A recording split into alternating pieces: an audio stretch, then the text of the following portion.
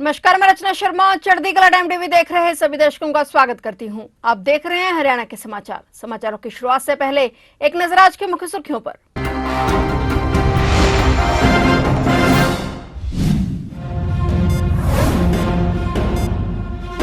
हरियाणा में लाडो लक्ष्मी योजना की शुरुआत। मुख्यमंत्री नायब सिंह सैनी ने किया दीनदयाल लाडो लक्ष्मी योजना पोर्टल का शुभारंभ। बहनों को अब हर महीने मिलेगी 2100 रुपए की सौगात।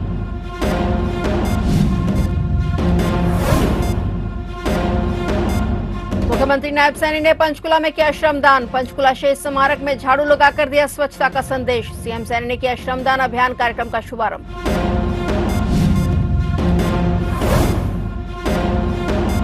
आस्था उदयविलाल की 112वीं जयंती। रोहतक में सम्मान दिवस मना रही नैलो। हुड्डा के गढ़ में अभय चौटाला ने दिखाया शक्ति प्रदर्शन।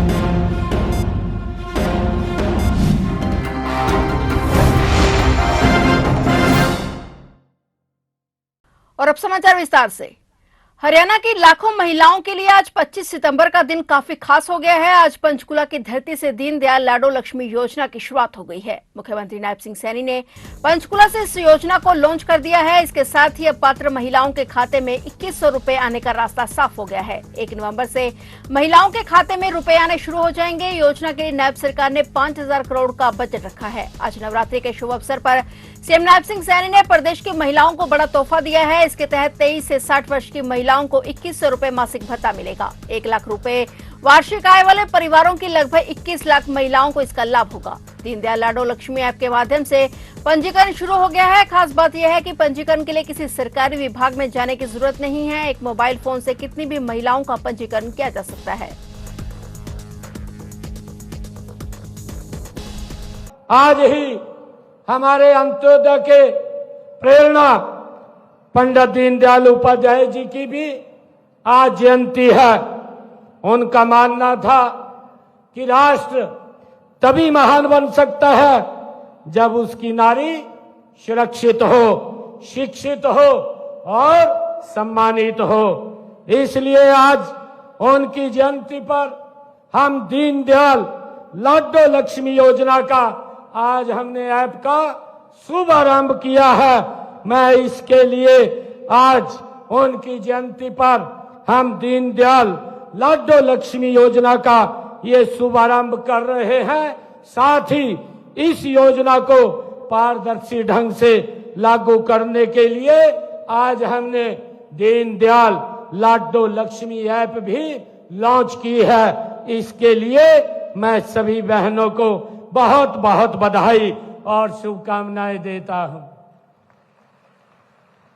मेरे लिए खुशी की बात है कि जब से मैं यहां सभागार में आया हूं और हमने ये ऐप लॉन्च किया, ऐप लॉन्च करते ही हरियाणा प्रदेश के अंदर हमारी 50,000 बहनों ने ये लाडो लक्ष्मी ऐप अपने मोबाइल के ऊपर उसको डाउनलोड कर लिया है।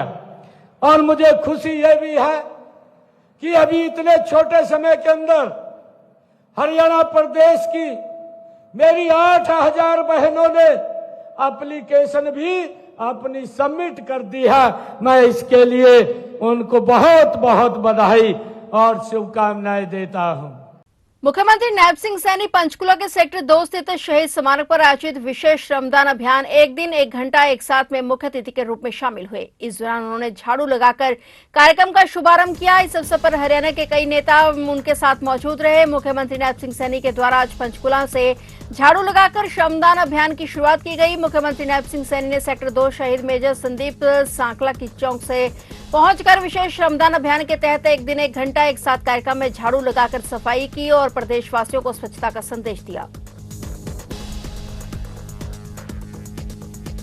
पूर्व उप प्रधानमंत्री स्वर्गीय चौधरी देवीलाल की आज 112वीं जयंती मनाई जा रही है। इस मौके पर इनेलो ने हरियाणा के रोहतक में सम्मान दिवस समारोह आयोजित किया। इसमें पार्टी ने अपनी ताकत दिखाकर राजनीतिक जमीन तलाशने का प्रयास किया। इंडियन नेशनल लोकदल इनेलो के राष्ट्रीय अध्यक्ष अभय सिंह चौटाला ने अपने दादा देवीलाल की जयंती मनाने के लिए जाट और पंजाबी बाहुल्य रोहतक को चुना है और मन से संबोधित करते हुए अभय सिंह चौटाला ने कहा कि समय समय पर देश और प्रदेश की राजनीतिक दिशा बदलने वाले पूर्व प्रधानमंत्री स्वर्गीय देवीलाल की 112वीं जयंती इस बार कई महीनों में खास है। अभय सिंह चौटाला के लिए यह रैली इसलिए भी महत्वपूर्ण है क्योंकि इस बार की रैली नैलो कार्यकर्ताओं की मेहनत और जनता में अभय सिंह चौटाला की पकड़ को साबित करने का काम करेगी। गौरतलब है कि रोहतक बेल्ट को पूर्व मुख्यमंत्री भूपेंद्र सिंह हुड्डा के प्रभाव वाला क्षेत्र माना जाता है, लेकिन इस बेल्ट से स्वर्गीय देवीलाल भी 2 बार सांसद रह चुके हैं और इसी बेल्ट में अभय चौटाला आज अपनी राजनीतिक ताकत का प्रदर्शन कर रहे हैं।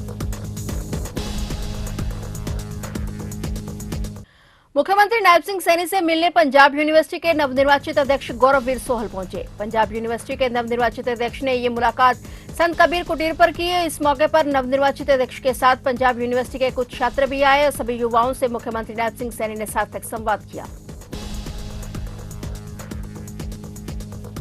यमुनानगर के सीएमओ पर यौन उत्पीड़न और जाति सूचक शब्द कहने पर एक महिला डॉक्टर ने मामला दर्ज करवाया है। सीएमओ की ऑडियो रिकॉर्डिंग भी पुलिस के हाथ लगी है। इस पर पुलिस ने मामला दर्ज कर जांच शुरू कर दी है। वहीं इस पूरे मामले में स्वास्थ्य विभाग में हड़कंप मच गया है। कर्मचारियों का कहना है कि ये मामला बेहद गंभीर है और इसकी निष्पक्ष जांच होनी चाहिए। जिले में यह चर्चा का विषय बन गया है कि उच्च पद पर बैठे अधिकारियों पर इस तरह के आरोप स्वास्थ्य सेवाओं की छवि को धूमिल करते हैं।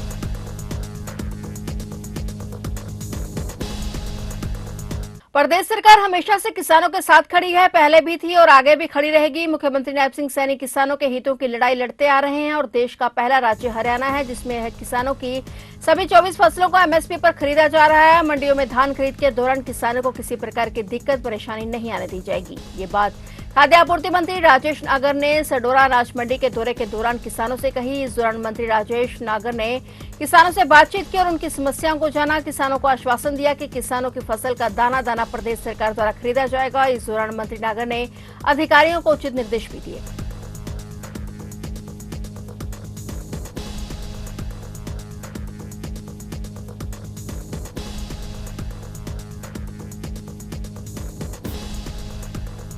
तो हमारे माननीय मुख्यमंत्री श्री नायब सैनी जी ने इस बार पहली बार हुआ है कि जो खरीद है 9 दिन पहले 22 सितंबर से शुरू कर दी है। ज़्यादा पहले अगर हम बात करें इससे पहले 1 अक्टूबर से खरीद होती थी और किसानों के लिए एक बहुत अच्छी शुरुआत की है हमारे मुख्यमंत्री जी ने कि जो खरीद 9 दिन पहले हो गई।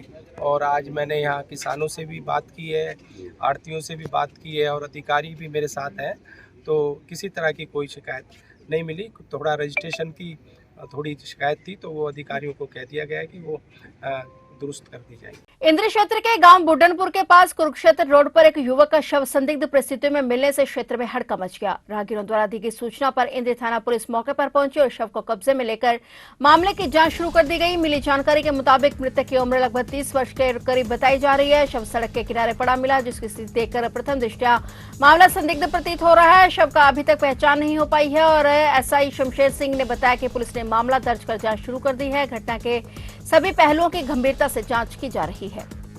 डीसी मारे को जी आधा घंटा पहले भाई एक बुड्डनपुर से आगे बादशाह रोड पर एक डेड बॉडी पड़ी है सड़क के ऊपर, तो सूचना पाकर यहाँ पे आए हैं जी।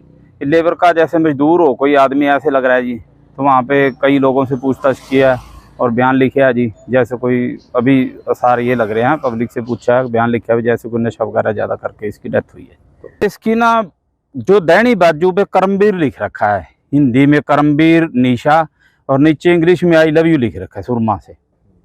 कोई कागजात नहीं मिला जी, कुछ नहीं मिला जी। क्या लगता है बिहारी है या लग रहा है कोई मजदूर हो जी। आसपास गांव में भी इसकी इतला दे दी है, आपके माध्यम से भी थोड़ा आप भी इतला दे दोगे जी, पता लगेगा।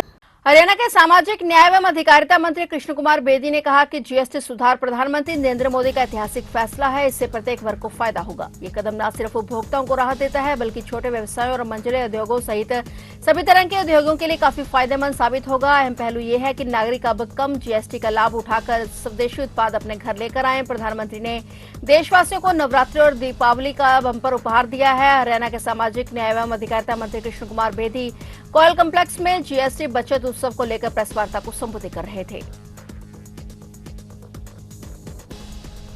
अंबाला में जिला परिषद चेयरमैन के चुनाव संपन्न हुए, जिसमें मक्खन सिंह लबाना को जिला परिषद चेयरमैन के रूप में चुना गया है। इस दौरान ढोल बजाकर नए चेयरमैन का स्वागत किया गया और कहा कि जल्दी पहले से भी तेज गति से सभी कार्य किए जाएंगे। सर्वसम्मति से मक्खन सिंह लबाना को अध्यक्ष के स्वरूप में चुना गया है। जीत के बाद मक्खन सिंह लबाना जब बाहर आए तो ढोल बजाकर उनका स्वागत किया गया और सभी सदस्यों में खुशी की लहर देखने को मिली।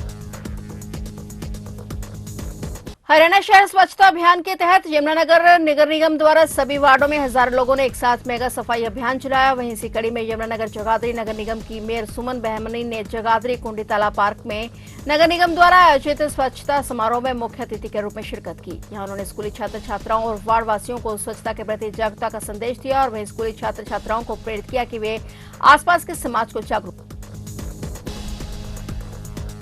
तो आप देख रहे थे हरियाणा के समाचार और नए समाचारों के साथ फिर से हाजिर होंगे। तब तक के लिए देखते रहिए चढ़ती कला टाइम टीवी और मुझे दीजिए इजाजत। धन्यवाद।